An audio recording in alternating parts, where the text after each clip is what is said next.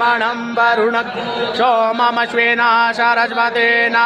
शोभगामयस्करत् तन्नो वातो मयो भुवातु भेकजन्तन्म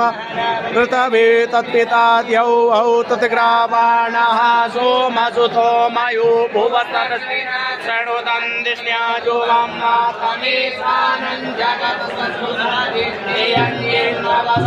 उमहे वयं नापूगानो यदा वेदसामसुभिर्भगिरावायुरन्धास्महे